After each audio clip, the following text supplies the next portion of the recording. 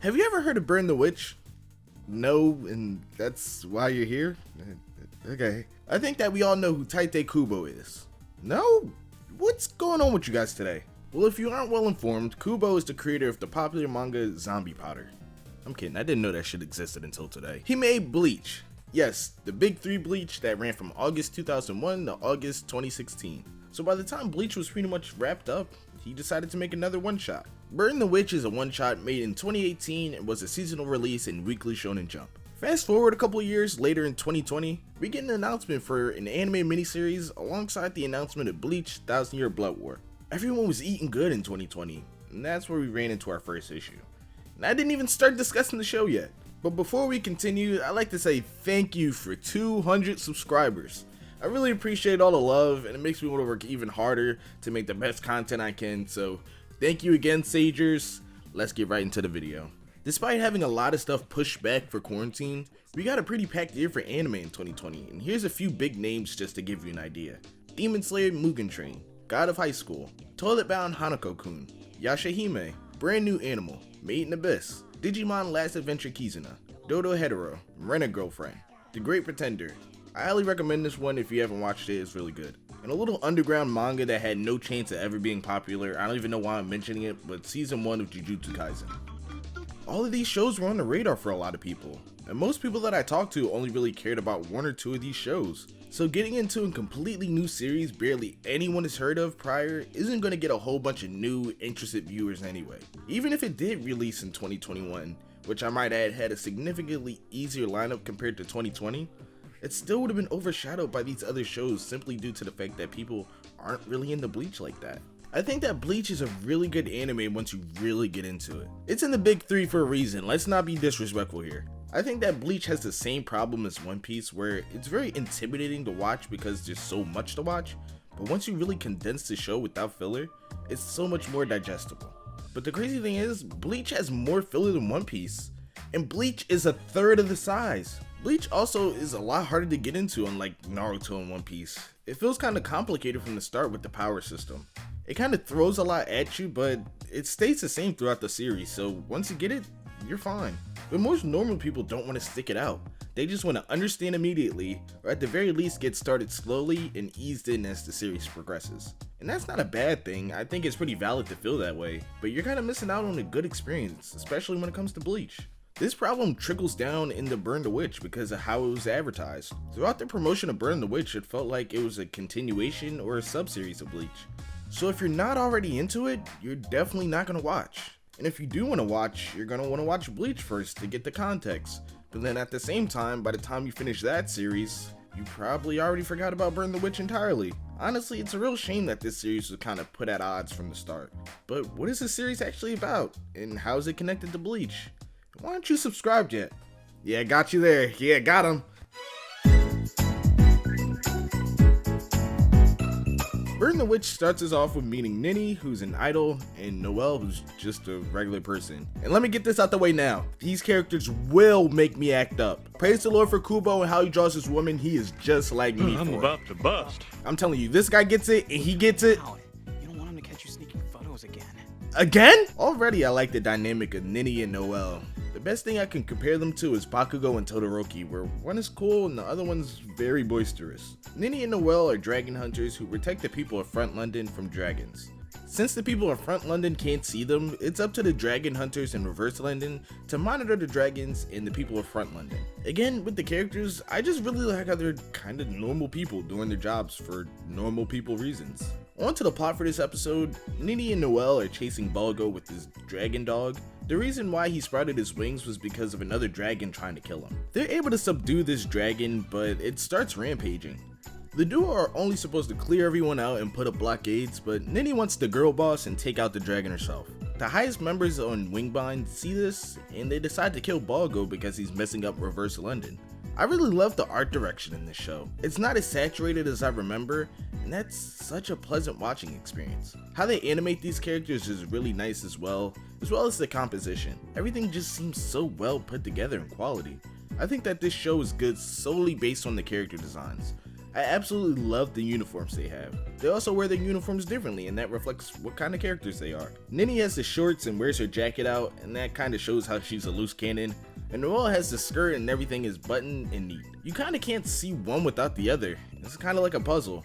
So when you see the promotional art for them, somebody obviously enjoyed their job.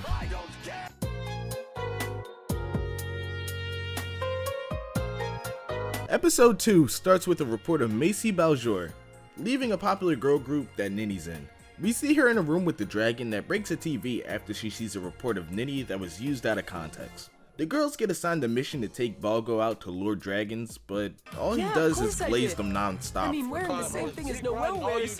They see an explosion, and once they head to the building, they see Macy standing in the window. Macy says that she wanted to destroy the people who made a bad story about her and Nini, and reveals a dragon. Turns out that Macy is in love with Nini, but the two are suddenly ambushed by this blue fella. His name is Bruno Bruno Bangknife. Like, that's a shitty name. Bruno sets up Balgo to get detained so he could collect his bounty for being a fugitive, but Noelle is able to save him just in time while Nini confronts Bruno about Macy and her dragon. Bruno scattered her out because she had a high amount of mana, and because she had a high amount of mana, she was able to see dragons in front London. Everyone is able to get away though. This episode was like the real meat of the miniseries so far. I really enjoyed a lot of the visuals in the episode, especially when Bruno summoned his dragon. It looks so cool, and the design of the dragon itself is just so cool. It's really basic, but I'm just a sucker for simplicity.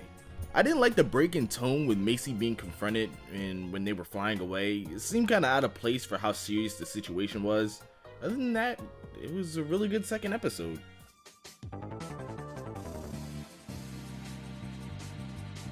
Bruno catches up to the witches and tells them that Balgo not only has charges against him, but every witch nearby will be coming after him for his bounty. Macy's dragons, who's left behind, starts to freak out knowing that she's gone. Everyone soon realizes that this is no ordinary dragon. This special dragon is called a Marhen, which is German for fairy tale. This dragon is known as Cinderella because of how it transforms in the night and even has a little crown. But Bruno decides to kill it to everyone's surprise despite the dragon being like really powerful. Bruno and the witches plan to kill Cinderella by destroying her horns, but none of their magic works on the beast. Cinderella chases them back to another building, but a sudden beam of light breaks through the crown. We see the old guy from episodes 1 and 2 pointing at the window. The girls get back to HQ and they have no clue about what happened or why they didn't get any money or points. Damn, Daniel, damn! Macy is now a part of Wingbind, Bruno is safe, and we found out that Pops is the son of a hero, and the arch from episode 1 is fixed. And that's basically all we got. This anime has so much potential to be great, or at least have a really committed fan base. There's so much more I want to know about this world and these characters. Like, they tease some of the higher ranking Witchbind characters and some of the fairy tale dragons. Like, there's so much more I want to know.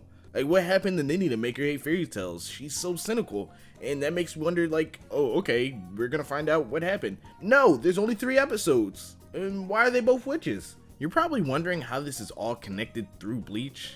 And in the final scene of the anime, we see an arch being fixed that says Soul Society West Branch. I remember geeking when I first saw this because I came up with the theory that each part of the world has their own version of a Soul Reaper. Japan, of course, has the Ghost Samurai, Europe has the Witches, and we have fat American ghost hunters that eat Red 40. I think I'm gonna stick with this headcanon because it makes a lot of sense to me, especially because we don't see outside of Japan and Bleach. The Bleach influence is clearly there once you put the dots together. They kept saying numbers before every spell, like the magic in Bleach. And the reverse London and front London is like the Soul Society in the real world. Also, the mana is probably just like another way of saying spiritual pressure.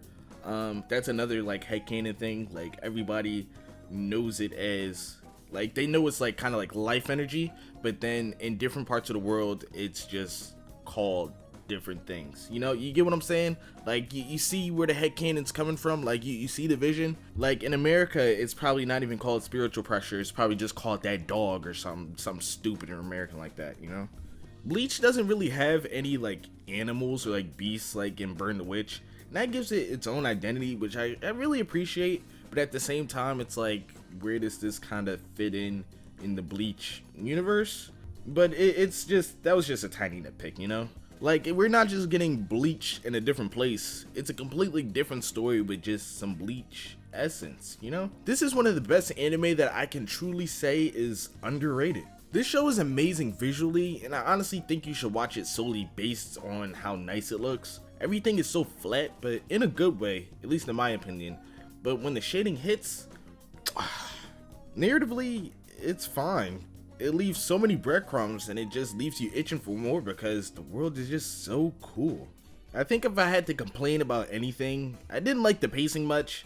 It did feel pretty fast, but to be fair, this show was originally presented in a movie format, so it was cut up for streaming services. But even so, everything felt kinda fast, especially since we didn't know if we're getting anything else from this series, watching this in 2020. Also, some of the moments just had some tonal whiplash.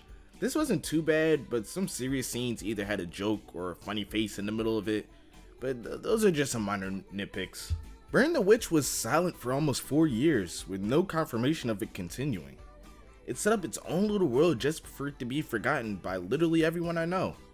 I listen to the ending song Blowing by Nil all the time, and the cover art is the two witches. I really love a lot about this show. So luckily, seemingly out of nowhere, we got an announcement for another Burn the Witch anime.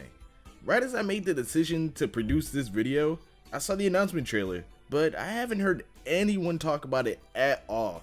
And that's not hyperbolic. I hope that this is the big break that this anime gets, and it feels like a golden opportunity. There's not a whole lot going on in the anime community as far as I know, and I believe that Jujutsu Kaisen should either be nearing its end or completely done by the time this comes out. So I have some high hopes for this series, and hopefully we can keep getting some more, and it gets some more recognition. As for what we have now for Burn the Witch, I think we're in a pretty good place. I can't recommend this show enough, and it's so special, it has potential to be great. I really like this show, and at the end of the day, I'll be happy to see whatever they do with it. Boobs!